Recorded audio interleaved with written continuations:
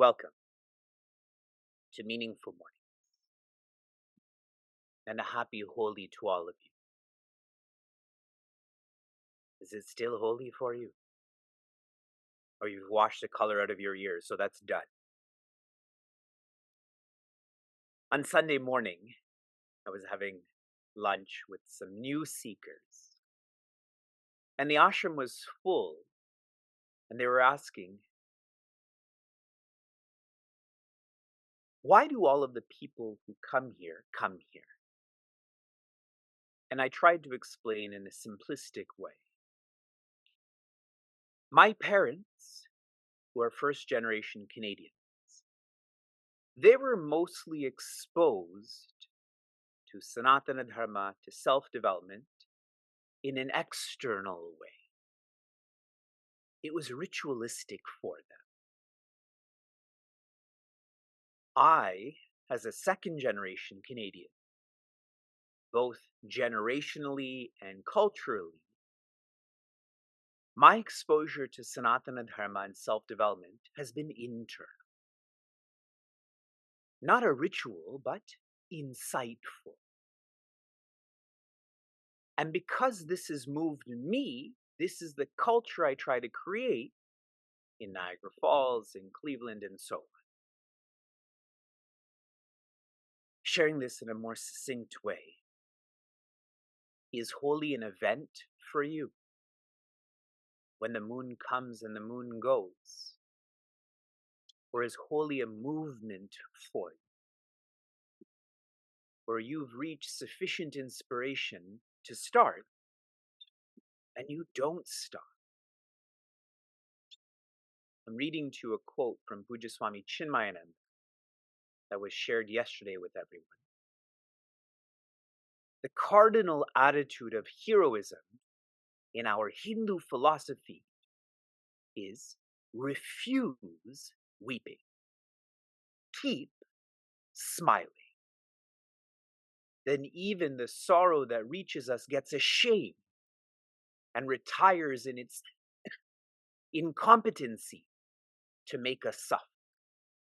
It is then to go away. It cannot stay with such a heroic heart. That's what holy is. Refuse weeping, keep smiling. So I'm asking you again, is your relationship with Sanatana Dharma, with self-development, external, ritualistic, that Holi has ended? Or is it internal, insightful? It is your movement. I'm asking you, put your hand up. Which are you voting for?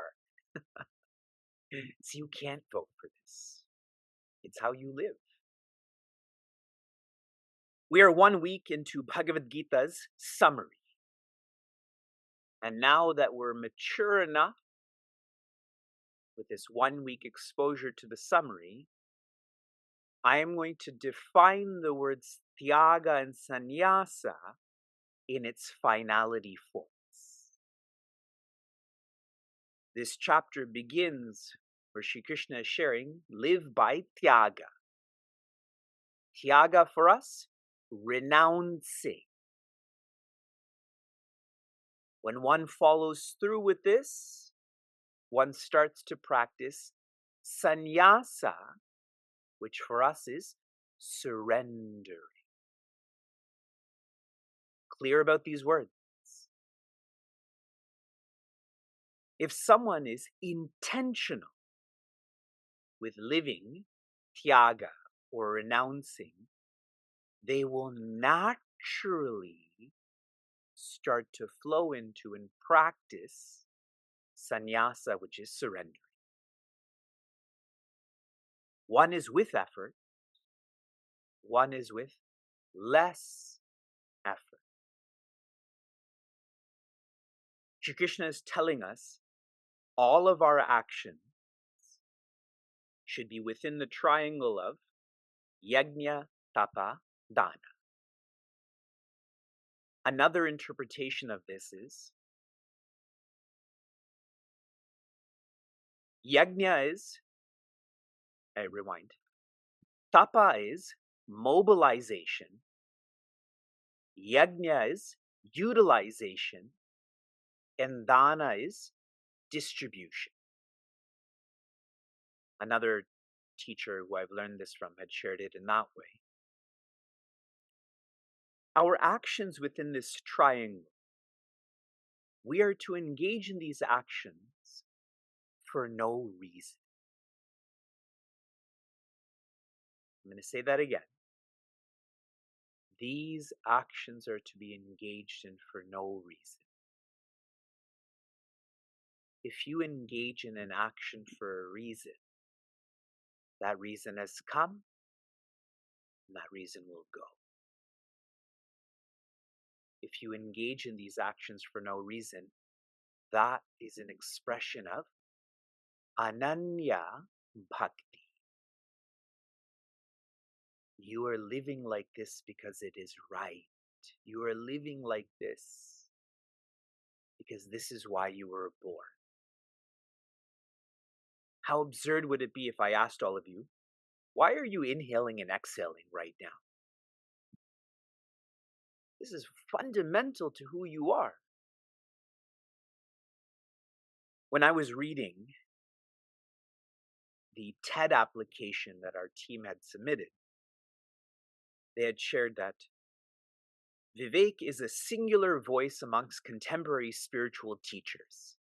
And I had no idea what any of those words meant. So I actually went on to dictionary.com and went to see what singular means.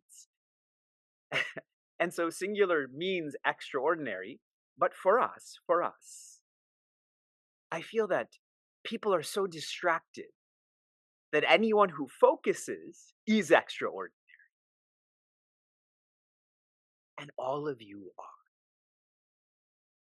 Yesterday, I shared a personal insight about not needing to be included.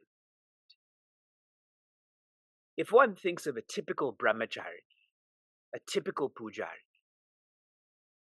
they almost are contractual. They have a contract to live by yajna tapa dana. They're expected to, they're paid for it. But you, it is completely by choice. It is your freedom to do so, not do so. And so all of you who are choosing to live like this, have the freedom to live like this, you are a singular liver. Live hyphen R. Okay, you're living by. I can't see your liver. I don't even know where our liver is. Is it up here? Liver of renouncing leading to surrendering. Shri Krishna is now getting into, after he's presented this lighthouse, he's now getting into those who live in a way they feel like living, not following yajna tapadana. They get stuck. If you drive in a way that you feel like driving, eventually you're going to be caught. Correct? You drive too fast, too slow, etc. Shri Krishna is elaborating on this careless, indisciplined lifestyle now. We are in verse 7. Niyatasya tu sanyasaha karmano nopapadyate mohatasya parityagaha tamasa parikirtitaha. Joy. The first quarter. Niyatasya means this is your obligation. Sanyasaha means to surrender. Those who have surrendered their obligations. Shri Krishna spinning to those who are living in a way they feel like. It's their gut feeling. So what do? They renounce their obligations. I will elaborate, but I want to make this practical for all of us. Quite often, when I'm teaching and at the end of the teaching, a seeker will make an announcement, will speak about the significance of dakshina and dana. And recently, while I was in London, they had shared offering dana is not an obligation, it's an opportunity. And then as I was closing with our prayer, I said, I appreciate the sentiment, especially for those who are newer to Vedic culture, but those who are not newer, this is not an opportunity, it is an obligation. It is your responsibility. In that context, offer dana, in this case, to live by yajna tapadana. It's not an opportunity. It is your responsibility. So where does the notion of surrendering this ever come into existence or into your mind? Karmanaha, these actions, na upapadyate, to surrender these actions, na upapadyate, it is not proper. It is not evolutionary. Sannyasa, which means surrender, is to be natural. For one to make this a ritual, for one to make this external, to make this forced, that is improper. You will just naturally surrender acting for fulfillment. This can't be manipulated. So this notion of, I'm just going to stop doing because now I'm joyous, that's one lying to themselves and to others. For how many of you is this first line clear? Second line. Those who surrender actions. Those who surrender what actions? Yajna tapadana. They have done this by force. It is not natural. They have done this externally, not internally. Why did they do it? Mohat parityaga. Tasya, they have surrendered, and the reason for that is moha. They are confused. They are deluded. They have not done this in the right way.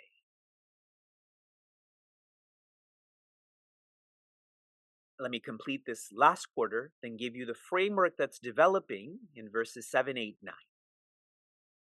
Shri Krishna says specifically, Parikirtitaha, I'm telling you, Prince Arjuna, such an intention, such a way of living is tamasic, filled with darkness.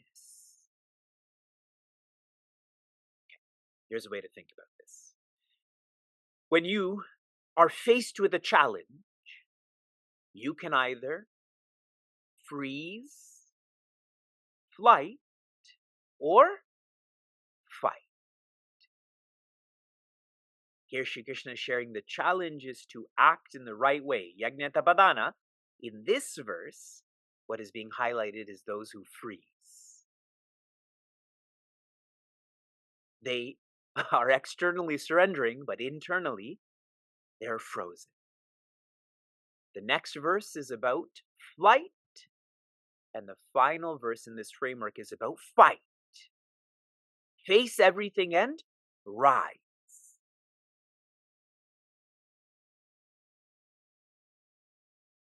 Pujaswami Tejomayananda and Pujaswami Chinmayananda have shared. To surrender your actions, to surrender living by yajna tapadana out of ignorance is inexcusable. This is not chapter 2, this is chapter 18. it is inexcusable. So whatever turmoil and harm you're feeling inside, you deserve that. Sharing this in a direct way only because it's chapter 18. Or what are you going to study chapter 19 next? Someone told me Bhagavad Gita is chapter 19 chapters. I was super interested in that commentary. Please send it to me. I never had access to such a commentary. From inspiration to application. Your application yesterday was to spread water for peace the way you are experiencing knowledge for peace. Giving you more details about this. We have completed efforts for equality. Our next effort is from April 1st to May 12th. That is 6 weeks. It is efforts for awe. Air, water, earth. For air, plant. For water, donate. For earth, invest. Please go to our website and see this, and soon registration for this will begin. I have a, not even organizational, but a personal expectation that all of us will register for this. This is an opportunity. It is a facility to live by awe. Your application for this morning, in a recent Sunday class, I had asked everyone to re-establish Bhagwan Kurma. That means to put a turtle or a tortoise near the front of their living space, their workplace. What I'm asking you to do now is Yajna Tapadana. These are Sanskrit words. You have personal words. I want you to show this in an artistic way. Draw it, paint it, color it, build it. But I want you to show this in an artistic way to remind you. Don't show it to me. Vivek, this is a reminder for you. This is your own reminder. Shanti, Shanti, Shanti, Hi. Bijo.